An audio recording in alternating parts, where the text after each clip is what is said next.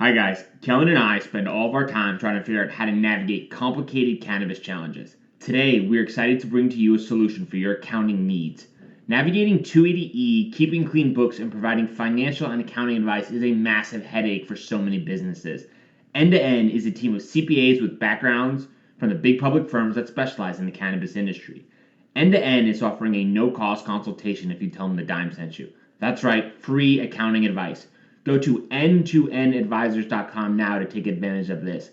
That's N, the number 2, NADVISORS.com to get free accounting advice now. Let's talk about Anchor. If you haven't heard about Anchor, it's the easiest way to make a podcast. Let me explain. It's free. That's right. No more excuses. Get your lazy ass off the couch. Go start a podcast. There's the creation tool that allows you to record and edit your podcast right from your phone or computer. Once again, no more excuses. Anchor will distribute your podcast for you so it can be heard on Spotify, Apple Podcasts, and many more. Couldn't be easier. Even better, you can make money from your podcast with no minimum listenership. That's right. They're paying us for this ad. Thank you very much, Anchor. Download the free Anchor app or go to anchor.fm to get started now. This is The Dime, a 10-minute dive into the cannabis and hemp industry through trends, insights, predictions, and tangents. What's up, guys? This is The Dime. This week we have a very special guest, Ben Aronowitz. Ben, we are honored to have you here as one of our first guests. This week we're talking about data and dispensaries. Cannabis, like virtually every other industry, is taking a massive step forward as it learns more from data. In U.S. states where cannabis is legal, whether it's medical or recreational, data is providing insights. A recent Forbes article explains that by collecting data and investing in analytics, cannabis retailers can comply with state regulations, modernize their inventory management practices, and boost their bottom line. Ben, quick question for you. How can data be beneficial for dispensaries? Absolutely. First of all, thanks for having me. It's a big fan of the podcast, big fan of you guys, so I'm stoked to be here. Great question. And I think what we've seen this year as far as the COVID-19 pandemic leading dispensaries to bring more of their business online, to focus more on e-commerce as opposed to in-store sales, has actually sort of opened up this new sort of window of opportunity for these dispensaries to have more insight into how their consumers are interacting with their inventory. When the majority of sales were occurring in store, you really have, you can look at sales as a sort of guiding light as far as which metrics, which products are really resonating with your shoppers. However, when you bring more of your transactions online, you can obviously measure more of the interaction. So you can understand, what are people searching for? What are people clicking? How much time are they interacting with my product cards? So really just allowing dispensaries to better understand how shoppers are engaging with their products, engaging with their inventory, and ultimately what leads to conversions. Yeah, I think that's a great point. Kellan, from a science background, do you agree with those standpoints? What's your take on that?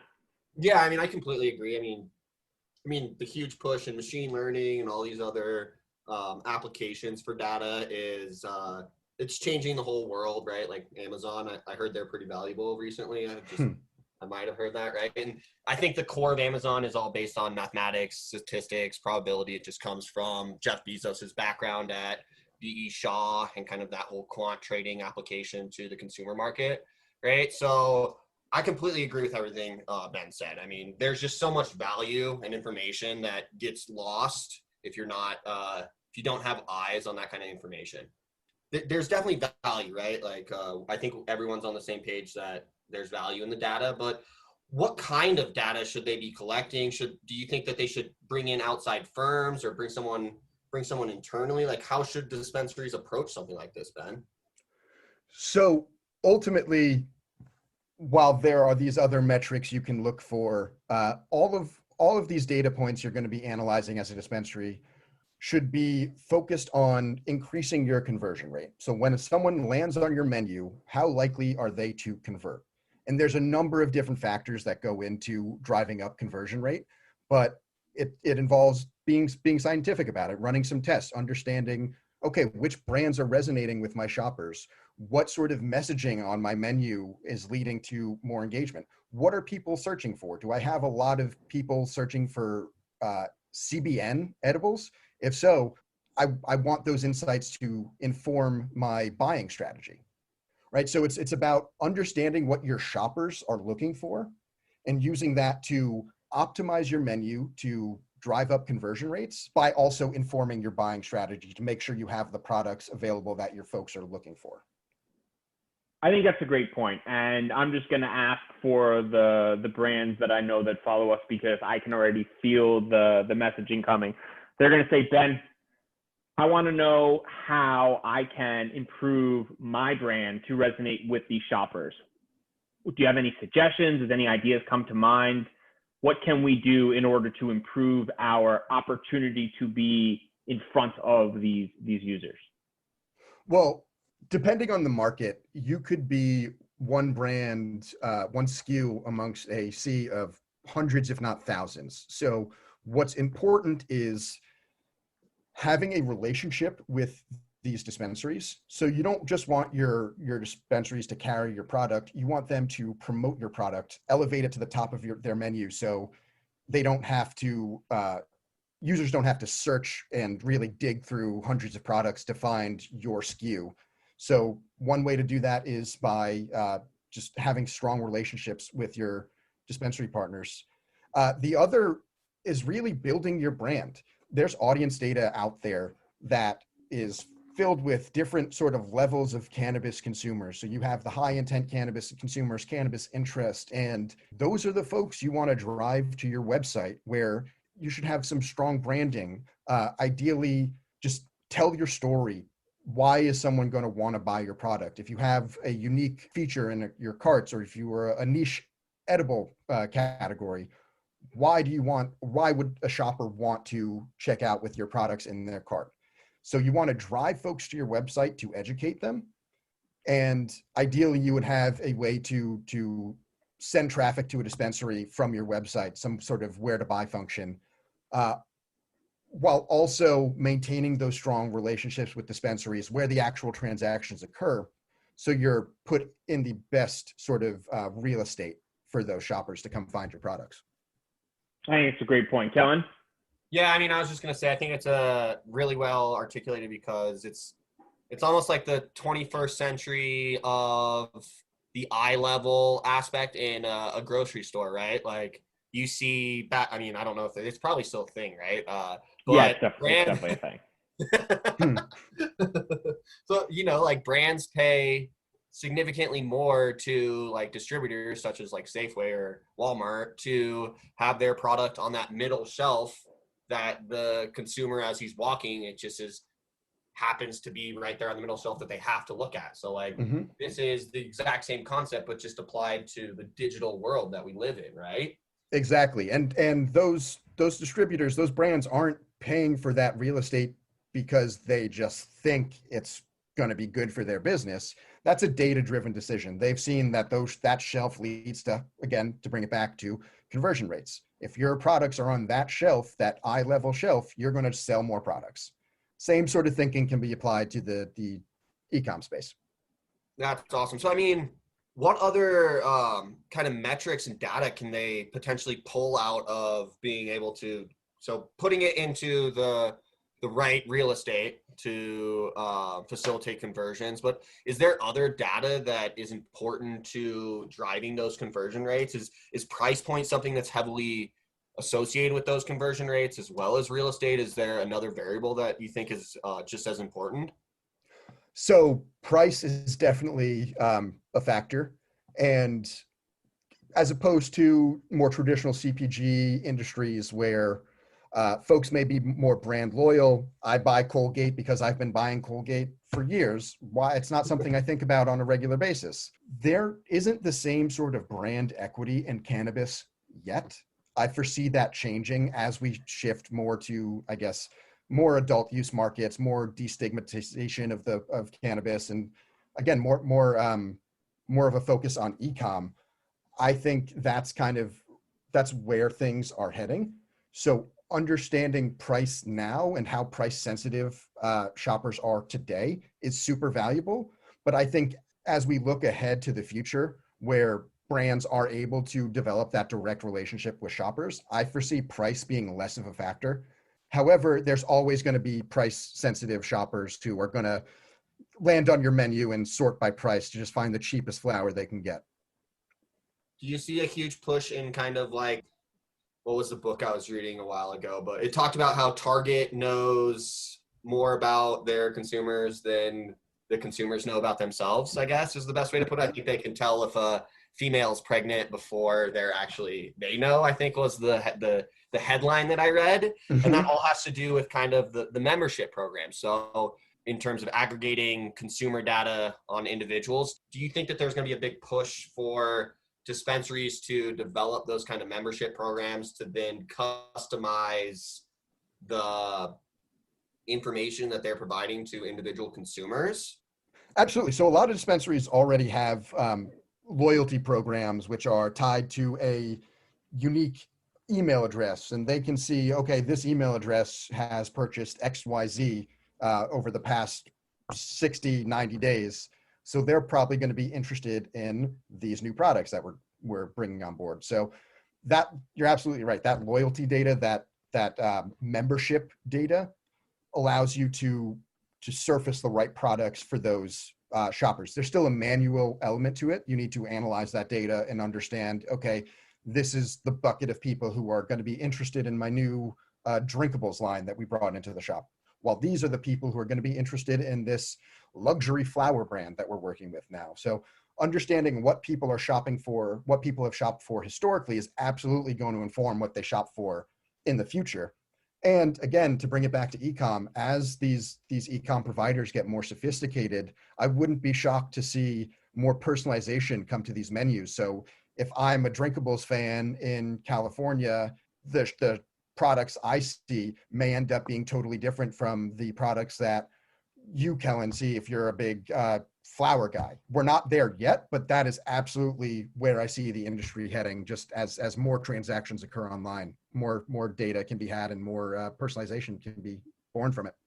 Yeah, that's such an exciting point, Ben. And I don't think that's one that I think people who go into a dispensary now kind of just take for granted because they're so used to having a personalized experience from more of a mature industry where, you know, just like you said, if I'm someone who really wants a specific type of edible, let's say like a 2-to-1, and I go into a dispensary and they don't have it, how valuable would it be for a brand I've never heard of to position a similar product in front of me at that time when I'm going to purchase something? I'm there to purchase an item. I'm ready to make my decision and pull the trigger, but there's not the one I want. So instead of not having an item to purchase, they make a recommendation and say, hey, Bryan, like based on your experience, we know you probably want these few items. Like here, take a peek. And that is in my mind helpful. In other minds, probably pretty uncomfortable and intrusive as people recognize that understanding data and providing personalized data sets for helping others make decisions. It's a huge step for the advancement of the industry, and I'm excited to see that kind of take place. Absolutely, and there's always been that sort of personalization in cannabis.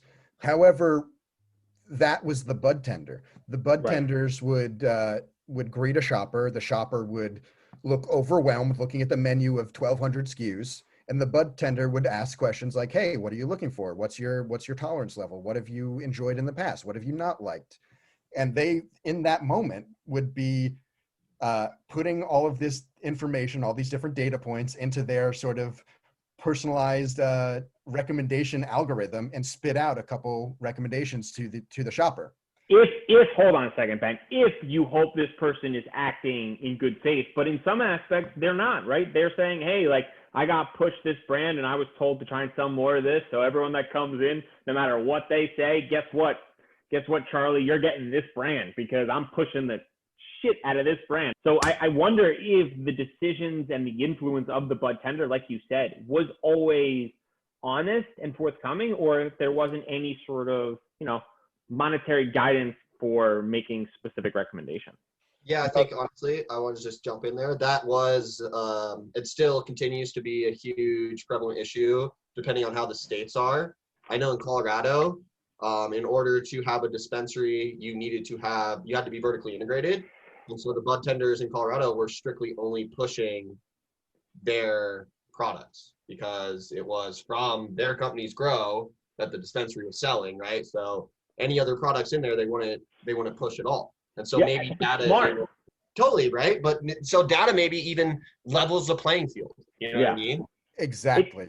The dispensary experience is one that I think will have a big opportunity for improvement from just a customer experience because, while it's really helpful to go into stores and make purchasing decisions, I'm going to go out on a limb, which is probably not really a limb, and say that most people don't really like going places anymore to buy products. It's like, I'm going to go online, I want to buy a product, and I want you to send it to my house because that's what Amazon has made normal for me, and I probably want it the next day. So I wonder, Ben, based on what you've said, is exactly the statement of the data is going to replace the bud tenders, and that's probably inevitable. And the sooner dispensaries and others start operating with that understanding, probably the faster and the better they move into the next phase of the environment. Absolutely. And just sort of like the general direction of retail across industries is the in-store experience is going to be more about exactly that. It's going to be about the experience. Someone who just needs to purchase their toothpaste, purchase their edibles, they don't need to deal with the fluff of going in store and looking at all these displays and talking to a bud tender. They just want to click buy now and have it arrive at their door. And that's why we've seen such a shift towards curbside pickup and delivery in those markets where it's allowed, because that's how people shop outside of the cannabis industry. They like that experience and they want cannabis to catch up. So I definitely see things heading there. I don't think the in-store experience is ever going to disappear. Sure. But I think it's going to, the use case of the in-store experience is going to change. It's going to be more of a fulfillment center or an education center where the folks who maybe are new to cannabis or are, say I'm traveling to an adult use market, I'm from a market that doesn't have cannabis, going on a hike, let me see what's going on. I talk to the bud tender. That is still going to have its place. But for the vast majority of shoppers who are just kind of, they're regular users, they're making their purchase every 3 weeks, they don't need the in-store experience. They just want their products at their door. Yeah, I agree. And I think honestly, in-store experiences are going to move more towards like almost like a social outing, right? Like you see it with like Citibank is turning their banks into coffee shops as well to try to like double down, right? You kind of see this in other industries as well, as that like, like you're going to end up going to a brick and mortar store, not to shop, but to socialize with friends, have maybe a good experience where like they've created a really cool ambiance and like some sort of environment that creates an activity for you while you do that, such as like you go to a smoking lounge to hang out with friends, and then you could also buy some product there. It's not just a storefront where you go in as a traditional brick and mortar, right? So I could see a huge kind of paradigm shift from the quote unquote shopping for necessities versus going out to have an experience and also purchasing a product while you're doing it. Absolutely. I'm not sure if you guys are familiar with Planet 13 in Vegas, but yeah, it does not close Planet 13. Yeah, that's exactly. Just in case you were wondering, I'm not sure if that's an experience-based statement, but I would just say it's never closing. It never closes. That is exactly what well, maybe not exactly. That's a Vegas version of where I see the rest of the industry heading. Cool. Ben, can you tell the good folks at home a little bit about your background and your experience specifically with cannabis? Absolutely. So professionally, I work with brands and dispensaries on understanding their data and optimizing both their menu and their marketing initiatives. Personally, I've been involved with cannabis for about a decade. Call it an amateur involvement, but I'm a patient in the New York market. Chronic pain. I have TMJ, my jaw hurts. And yeah, so I'm a patient at Columbia Care Brooklyn. It's my go-to. Nice, nice. And it is prediction time. The year is 2024, since that's the year Kellan believes cannabis will be federally legal. Kellan and I differ pretty aggressively on that year, but so that everyone can play in this prediction time, that's the year we'll go with. Okay. Tell us about the dispensary experience or the data experience. What does data do for users? How is data utilized from a customer experience, or what do you hope the industry becomes utilizing data? Great question. I think cannabis is going to start to look more like these other industries that are destigmatized and just kind of, they're out there. Like, why is cannabis any different than alcohol versus toothpaste? Again, I've been talking about toothpaste quite a bit today, but yeah, I foresee regulations becoming, I guess, an eased regulations, right? There's a lot of sort of regulations in place for these dispensaries and these brands. They can't really advertise and they can't really run a business the way these other industries can.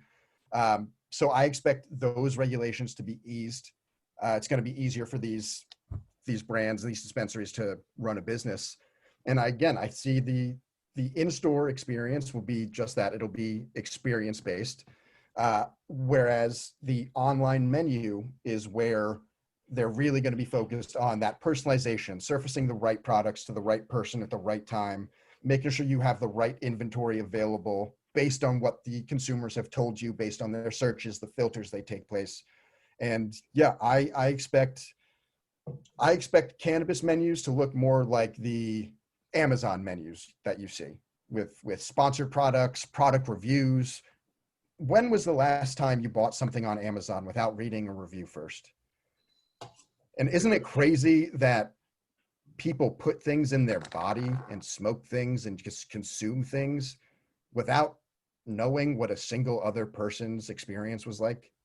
And that's something that's crazy to me and something I foresee changing by 2024. That's an excellent point.